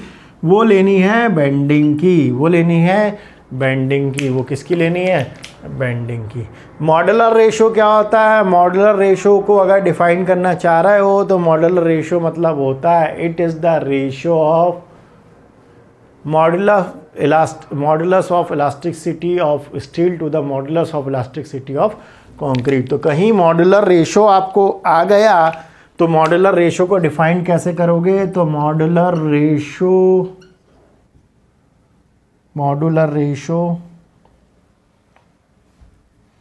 कभी पूछे, वैसे सोम में पढ़ा होगा, तो मॉड्यूलर रेशो हो जाएगा आपका modulus of elasticity of steel to the modulus of elasticity of steel to the modulus of elasticity of concrete. और मॉड्यूलस ऑफ इलास्टिसिटी कहाँ से आया? तो हमने पढ़ा है सोम में, क्या पढ़ा है सोम पे? हमने पढ़ा है हुक्स लॉ की हेल्प से। कौन सी लॉ की हेल्प से? हुक्स लॉ की हेल्प से। क्या था? विथ इन, ये लिखा नहीं है, समझाने के लिए लिखा रहा हूँ, इलास्टिक लिमिट क्या हो जाती थी, stress is directly proportional to strain, है ना, stress is directly proportional to strain. और स्ट्रेस को अगर मैंने सिग्मा से शो किया, स्ट्रेन को मैंने ई से शो किया, तो जैसे ही मेरा डायरेक्टली प्रोपोर्शनल का साइन हटता था तो एक कांस्टेंट आ जाता है, और वो कांस्टेंट हो गया मेरा ई, और ये हो गया strain.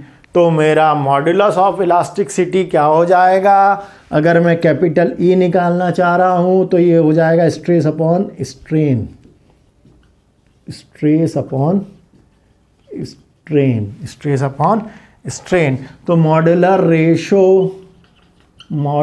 Ratio m equal to मैं लिख सकता हूं ई एस अपॉन ई सी।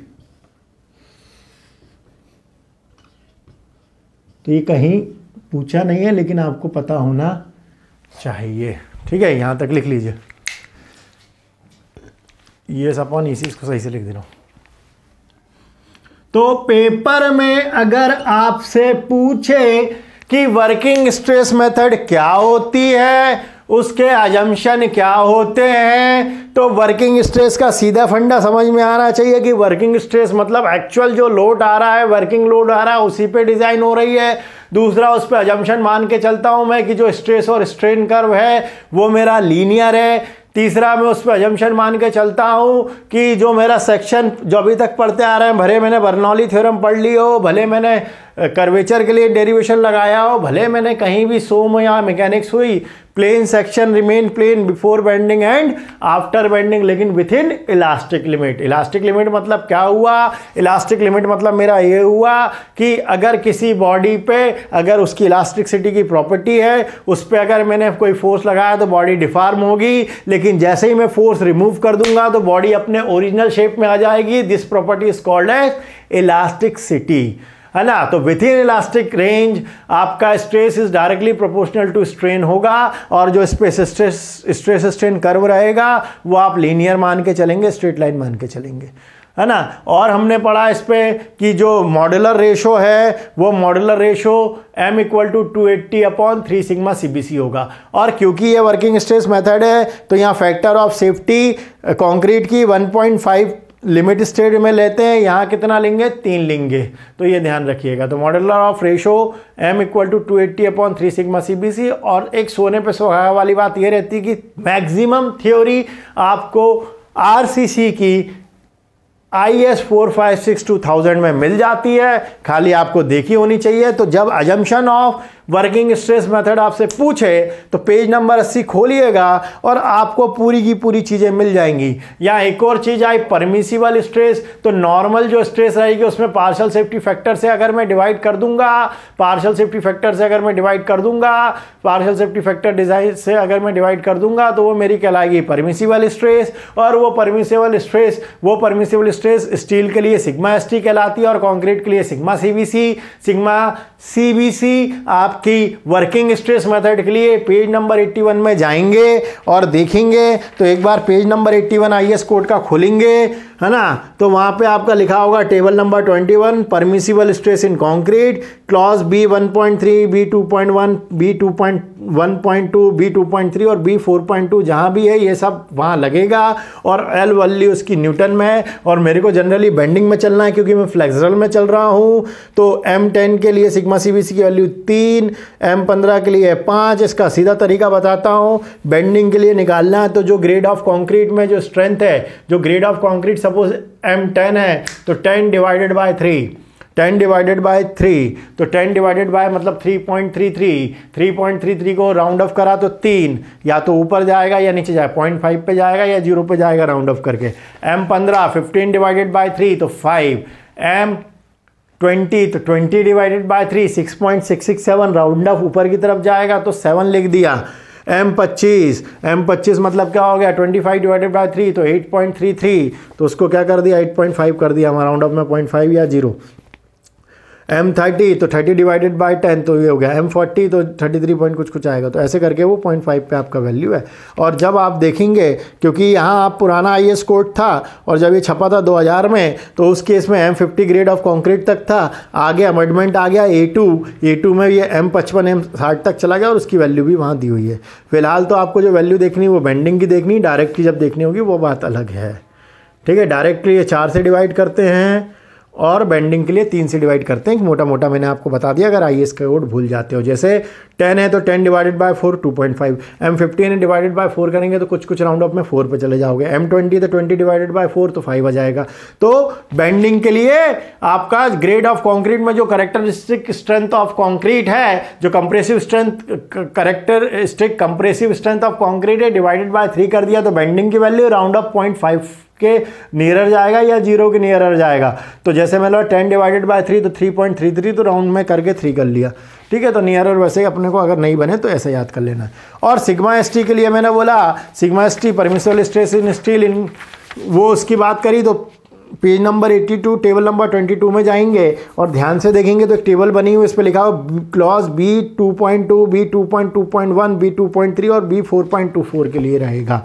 अब यहाँ पे भी क्या होता है, एक माइल्ड, जब टेबल ध्यान से देखते हैं तो टाइप ऑफ स्टील रेइंफोर्समेंट लिखा होगा, फिर परमिसिबल स्ट्रेस इन न्यूटन में लिखी होगी, एक माइल्ड स्टील लिखा होगा, एक मीडियम टेंसाइल लिखा होगा और एक HYSD लिखा होगा। दोनों तरीके की स्टील की हमने बात करी थी, तो हमें पता चल गया कि जो हमारा HYSD है और जो माइल्ड स्टील है दोनों में डिफरेंस है। बॉन्डिंग स्ट्रेस 60% ज़्यादा होती है, और अगर यील्ड स्ट्रेंथ की बात करें तो यील्ड स्ट्रेस आपकी 1.5 टाइम्स होती है माइल्ड स्टील से, है ना, 50% ज़्यादा होती है। तो अगर इसने बोला टेंशन की मैं बात कर रहा हूँ तो 20 mm डाया के लिए अगर मैं HYSD ले रहा हूँ तो ये वैल्यू 230, और ओवर 20 mm डाया ले रहा हूँ तो ये 230। ठीक है, लेकिन अगर मैं इसी को कंप्रेशन के लिए बात कर रहा हूँ, मतलब कॉलम के लिए बात कर रहा हूँ, तो माइल्ड स्टील के लिए आपकी वैल्यू 130 और HYSD के लिए 190। तो जो स्टील होगा उसके हिसाब से वैल्यू कलेक्ट करनी है। और डिज़ाइन बीम होगा, स्लैब होगा, स्टेयरकेस होगा, ये सब आपका डिज़ाइन होगा, फुटिंग होगा, ये सब आपका डिज़ाइन होगा। क्या है, सुन लो, बीम, स्लैब, स्टेयरकेस डिज़ाइन होगा टेंशन के लिए, कॉलम और फुटिंग डिज़ाइन होगी कंप्रेशन के लिए। ये याद रखिएगा। तो टेंशन मतलब ऊपर वाला 20 mm से ऊपर डाया होगा तो कितना, 20 mm से नीचे होगा तो कितना, कंप्रेशन मेंबर होगा कितना, और वो होगा तो कितना। तो यहाँ से आप वैल्यू निकाल लेंगे। ठीक है, उसका नीचे कुछ नोट लिखे रहते हैं। For the HYSD deform bar Fe 500 the permissible stress direct tension and flexural is 10.55 FY। तो परमिसिबल स्ट्रेस एंड शेयर इतना, ये सब दुनियादारी की बातें अभी ज़रूरत नहीं है, जब ज़रूरत पड़ेगी जब हम बात कर लेंगे। तो हमें सिग्मा CBC देखना होगा। अगर वर्किंग स्ट्रेस से कर रहे हैं, वैसे तो करना नहीं है क्योंकि आपका सिलेबस लिमिट स्टेट पे चला गया है। तो वर्किंग स्ट्रेस अगर कहीं छोटा मोटा न्यूमेरिकल पूछ लिया तो पेज नंबर 81 से मुझे मिलेगा sigma CBC permissible stress of concrete, और सिग्मा ST पेज नंबर 82 से मिलेगा permissible stress in steel. IS code से ही देखना है, कोई अलग से हमें याद करने की जरूरत नहीं है। किसी कॉम्पिटिटिव एग्जाम में जाओगे तो IS कोड नहीं ले जाने देगा, लेकिन वैल्यू लिख देगा। और उसके बाद भी मैंने तरीका आपको बता दिया, कोई दिक्कत की बात नहीं है, प्रैक्टिस करोगे तो बन जाएगी। तो इसको लिख लीजिए, assumption of working stress method. जिसको याद कर लिया तो बहुत अच्छी बात है। पहला क्या हो जाता है, plane section remain plane before bending and after bending. Second आपका हो जाएगा अजम्पशन की जो आपका टेंशन है वो केवल स्टील बार यूज लेगी, कंप्रेशन से कोई लेना देना नहीं है, कंप्रेसिव को कोई टेंसाइल स्ट्रेस नहीं गेन करनी। तीसरा हो जाएगा कि जो स्ट्रेस स्ट्रेन कर्व वो स्ट्रेट लाइन रहेगा। और चौथा हो जाएगा आपका कि क्या, चौथा हो जाएगा कि जो मॉडुलर रेशो है, मॉडुलर रेशो मतलब modulus of elasticity of steel to the modulus of elasticity of concrete. और मॉडुलस ऑफ इलास्टिसिटी क्या होती है, within the Hooke's law, within the elastic limit, stress is directly proportional to strain. तो E stress sigma is directly proportional to E small E, और जैसे directly proportional का sign हटेगा तो आपका एक कांस्टेंट आएगा कैपिटल ई। उस कैपिटल ई का सुंदर सा नाम है मॉडुलस ऑफ इलास्टिसिटी, जो आपने सोम में पढ़ा था। तो वही modulus of elasticity of steel to the modulus of elasticity of concrete is known as modular ratio. It is denoted by m and its value is 280/3 sigma CBC, where the sigma CBC is the permissible compressive stress of concrete, which is get from the page number 81 of IS code 456/2000 table number 21। ठीक है, तो यहाँ तक इसको लिखिए। Assumption पूछे या कुछ पेजेस तो आपको आना चाहिए। तो कोई भी मेथड होगी तो उसके एडवांटेज भी होंगे और लिमिटेशन भी। तो लिमिटेशन पहले पढ़ लेते क्योंकि नेक्स्ट मेथड में जाना है हमें, तो पहले मालूम तो होना चाहिए कि कहाँ तक लिमिटेशन थी उसकी। तो जब हम बात करते हैं लिमिटेशन की, तो हमने बोला कि स्ट्रेस स्ट्रेन रिलेशन को हम कांस्टेंट वहाँ मान रहे हैं, जो कि सही है ही नहीं, मान रहे हैं, एज्यूम कर रहे हैं, है नहीं प्रैक्टिकली पॉसिबल। दूसरा, हम मान के चल रहे हैं कि जो फैक्टर ऑफ सेफ्टी है वो वर्किंग लोड का फेलियर लोड के बराबर है, वो भी सही नहीं है।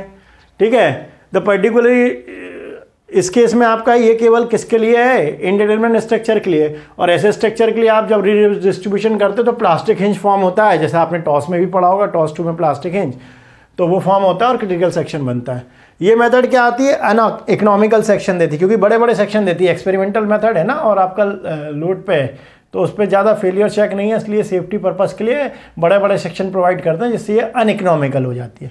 ठीक है, it is difficult to account for shrinkage and creep effect by using working stress method. तो इस पर आपका श्रिंकेज और क्रीप का फैक्टर, जो कि आपने प्रॉपर्टी ऑफ कंक्रीट में पढ़ा था, कि हमें मालूम है कि अगर लोड लगेगा और लोड के कारण उसमें सडन कॉम्प्रेक्शन या कॉन्ट्रैक्शन होगा, है ना, सस्टेनेबल लोड के कारण, तो वो क्रीप कहलाएगा। और विदाउट एनी लोड टेम्परेचर के कारण जो भी कॉन्ट्रैक्शन या एक्सपांशन होगा वो श्रिंकेज कहलाएगा। तो उसकी हम बात कर रहे हैं।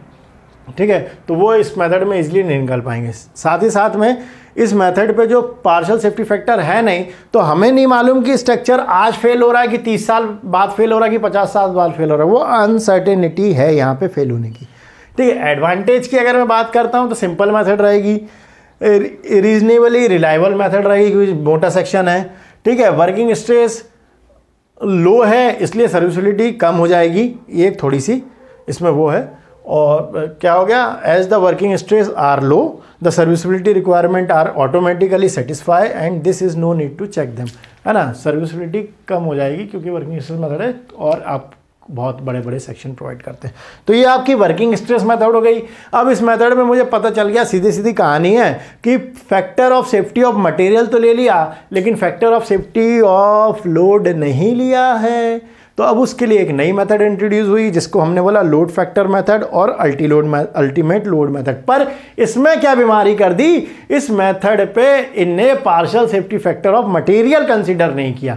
फिर जब ये नहीं कंसीडर किया, इसके बारे में हम पढ़ेंगे उसके बाद, फिर जिसमें partial safety factor of material plus partial safety factor of load को कंसीडर कर लेंगे, तब वो तीसरी मेथड मेरी आएगी लिमिट स्टेट मेथड। तो अब हम इसकी नेक्स्ट मेथड पढ़ते हैं, लोड फैक्टर मेथड, जिसको शॉर्ट में बोलते हैं LFM, और अल्टीमेट लोड मेथड ULM। यहां तक लिख लीजिए।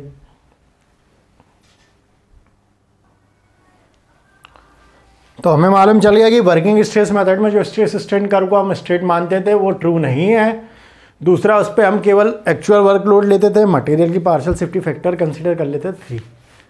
लेकिन उससे क्या होता था कि अनसर्टेनिटी रहती थी कि कहाँ फेल होगा, कब फेल होगा। तो उसके बाद नेक्स्ट मेथड बनी जिसमें क्या किया, वर्किंग लोड को मल्टीप्लाई किया लोड फैक्टर से और लोड बढ़ा दिया। लेकिन यहाँ पे सर्विसिबिलिटी और ड्यूरेबिलिटी में फेलियर होने की चांसेस बढ़ गई, है ना। और यहाँ पे हमने partial safety factor of material consider नहीं किया। इस मेथड में क्या किया हमने, लोड फैक्टर है उसको 2 मान लिया और उससे इनटू करने लगे। साथ ही साथ पे आपका इस फैक्टर के अलावा एक लोड फैक्टर 1.5 भी कंसीडर करने लगे और उससे डिज़ाइन करने लगे। डिज़ाइन तो करने लगे, ठीक है। अब उसका क्या हो रहा है कि सर्विसिबिलिटी और ड्यूरेबिलिटी पे कहीं ना कहीं थोड़ा सा चेंज आ रहा है। प्लस आपका जब ज़्यादा एक्सेस लोड ले लोगे, कंसीडर कर लोगे, तो उस केस पे आपका डिज़ाइन अनइकोनॉमिकल होना चालू हो जाएगा। तो इसी मेथड में अगर हम बात करें तो इस मेथड में हमने बोला कि लोड फैक्टर मेथड LFM और ultimate load method. In this method ultimate और collapse load is use for design, है ना, design load. The ultimate load are obtain increasing the working oblique service load suitably by some factor. वो factor क्या हो सकता है वो बात करते हैं। This factor which are multiply by the working load to obtain the ultimate load are called load factor. उस फैक्टर को क्या बोल दिया, लोड फैक्टर। ठीक है, this load factor gives the exact margin of safety in terms of load. हमें पता चल गया कि अगर 10 किलो न्यूटन या 8 किलो न्यूटन की फैमिली का आ रहा था, मैंने इंटू 2 कर दिया, तो 10 इंटू 2 कितना हो गया, 20। तो हमें पता है कि 20 किलो न्यूटन के लोड तक ये झेल जाएगा। बस इस पर एक ये फायदा था कि मार्जिन हमें मालूम था। इससे पहले वाले में अनसर्टिनिटी का कोई मार्जिन नहीं मालूम था। वो तो कब तक चलेगा, चाइना की तरह, जब तक जहां तक चले तो कहाँ, चांद तक नहीं चले तो यहीं जहान तक, वही वाली कहानी। उसके बाद आगे चले This load factor gives the exact margin of safety in the terms of load. This method used for real stress strain curve of concrete and steel and takes into the account of plastic behavior of the material. है ना, elastic तक तो हम चल रहे थे WSM में, उसके बाद जैसे ही प्लास्टिक वाला पार्ट आ रहा था उसका हम कोई भी इम्पार्ट उसका कोई भी यूज़ नहीं कर रहे थे, लेकिन यहाँ पे हम क्या कर रहे हैं, उसके प्लास्टिक मटेरियल को भी यूज़ कर रहे हैं। ठीक है, तो लोड फैक्टर आपका क्या हो जाएगा, आपने टॉस 2 में भी पढ़ा होगा, अगर आपका सब्जेक्ट होगा, नहीं पढ़ा तो कोई बात नहीं। Load factor equal to collapse load divided by working load. ठीक है, तो इस वर्किंग लोड को जब लोड फैक्टर के साथ इंटू कर दोगे तो कोलैप्स लोड या अल्टीमेट लोड मिल जाएगा। ठीक है, this method gives very economical section, however it leads excessive deformation and cracking. अब क्या हो रहा था कि जब हमने लोड ज़्यादा ले लिया, डिज़ाइन कर ली, तो पता चला कि सेक्शन बहुत कम आ रहा है, मतलब कम साइज़ का आ रहा है, तो डिफ्लेक्शन की चांसेस ज़्यादा हो जा रही थी, क्योंकि यहाँ हम सेफ्टी चेक नहीं कर रहे हैं, यहाँ तो हम खाली लोड फैक्टर बढ़ा के सेक्शन डिज़ाइन कर दे रहे हैं। लेकिन क्या हो रहा है, सेक्शन तो छोटा आ रहा है, इकोनॉमिकल साइज़ में आ रहा है, इकोनॉमिकल उसमें आ रहा है, वो तो आ गया, लेकिन पतला सा आ गया, तो उससे क्या हो गया, क्रैकिंग व्रैकिंग की चांस और डिफ्लेक्शन की चांस बढ़ गई। ठीक है, उसके बाद this phenomena is more predominate when HYSD bar are use, है ना, HYSD बार यूज करेंगे तो बहुत अच्छा होगा। ठीक है, thus this method failed due to satisfy the serviceability and durability of criteria. वही ड्यूरेबिलिटी और सर्विसिबिलिटी मतलब क्रैक और ये सब चीज़ें नहीं आए, स्ट्रक्चर सेफ दिखे, उस पर फेल हो रहा था। ठीक है, to overcome this problem code start adopting load factor method in which load factor were modified, है ना, लोड फैक्टर को मॉडिफाइड कर दिया और uh load factor of 2 was use for design, है ना, कोड ने ये यूज़ करना चालू कर दिया। यहाँ तक लिखिए, फिर आगे बात करते हैं। तो हमारा लोड फैक्टर मेथड में क्या है, एडिशनल टू दिस कंक्रीट के लिए भी हम क्या 1.5% डिज़ाइन मिक्स के लिए और लेके चल लेते हैं, है ना। तो इस केस पे आपका क्या होता है कि क्या हो जाएगा, परमिसिबल स्ट्रेस कैलकुलेशन पे आपका चेंज हो जाएगा। एडवांटेज की अगर मैं बात करता हूँ तो रियलिस्टिक मेथड है और as compare to working stress method अच्छी है। साथ में आपका वहाँ पे आपका non linear behaviour of concrete हम मान के चलते हैं। दूसरा, इस मेथड में एग्जिट मार्जिन हमें मिल जाती है, वर्किंग स्ट्रेस पे नहीं मिल पाती। ठीक है, तीसरा, इसका जो सेक्शन है वो थिनर होता है, थिनर होने के कारण आपकी कम रेनफोर्समेंट लगती है, इसलिए इकोनॉमिकल हो जाता है WSM के रिस्पेक्ट में। लिमिटेशन की बात करूं तो थिन सेक्शन है, तो थिन सेक्शन होने के कारण डिफॉर्मेशन और क्रैकिंग आने की चांसेस ज़्यादा रहती हैं। दूसरा, factor of safety for material use नहीं किया तो वहाँ अपने को एक फेलियर की चांसेस लगती है। ठीक है, तो अब क्या हुआ कि इसको देखने के बाद भी कोड, जब इसमें क्या हो रहा है कि थिनर सेक्शन और सर्विसिबिलिटी ख़राब हो रही है, तो इस सर्विसिबिलिटी के रिक्वायरमेंट के लिए कोड ने उसको चेंज किया और फिर नई मेथड लिमिट स्टेट मेथड लाया, जिसमें आपकी सर्विसिबिलिटी भी रहेगी और ड्यूरेबिलिटी रहेगी। तो यहाँ तक लिखिए।